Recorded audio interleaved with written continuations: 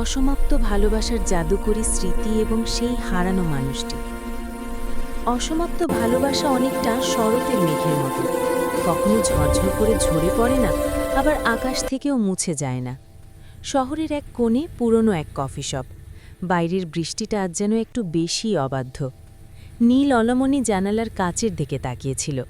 কাচের উপর জমে থাকা জলবিন্দুগুলো যখন গড়িয়ে নিচে পড়ছে, তার মনে হচ্ছে ঠিক এভাবেই সময়গুলো হাত থেকে ফসকে যাচ্ছে। তন্ময়ীর সাথে নীলের পরিচয়টা ছিল একদম সাধারণ, কিন্তু মুহূর্তগুলো ছিল জাদুকরী। তন্ময়ী হাসলে তার বাম গালে একটা ছোট্ট টোল পড়ত, আর নীল বলতো, এই টোলটাতে কি পুরো পৃথিবী লুকিয়ে রাখা যায়। তাদের ভালোবাসা কোনো দামি উপহারে ছিল না, তা ছিল অপেক্ষা করা, একগুচ্ছ সিক্ত রজনীগন্ধার ঘ্রাণে। শহরের ব্যস্ত রাস্তায় রিকশার হুড ফেলে ভিজতে ভিজতে দেখা অস্পষ্ট স্বপ্নে, এক কাপ চা ভাগ করে খাওয়ার সেই চিরচেনা আড্ডায়। তন্ময় ছিল বাতাসের মতো চঞ্চল, আর নীল ছিল স্থির বালুচর। সে বলতো, নীল, আমরা কি সারা জীবন এভাবেই পাশাপাশি হাঁটব? নীল উত্তর দেয়নি, শুধু শক্ত করে হাতটা চেপে ধরেছিল। সেই স্পর্শে কোনো প্রতিশ্রুতি ছিল না, ছিল গভীর এক বিশ্বাস। কিন্তু জীবন সবসময় রূপকথার মতো শেষ হয় না।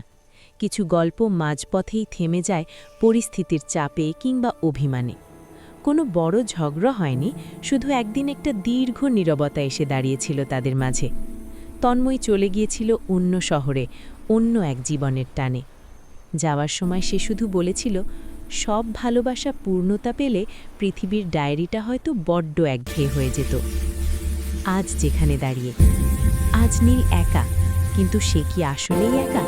তার চারপাশ জুড়ে এখনও তন্ময়ীর জাদুকরী স্মৃতি ঘুরে বেড়ায়। পুরনো সেই বইটার পাতায় এখনও একটা শুকিয়ে যাওয়া গোলাপ রয়ে গেছে।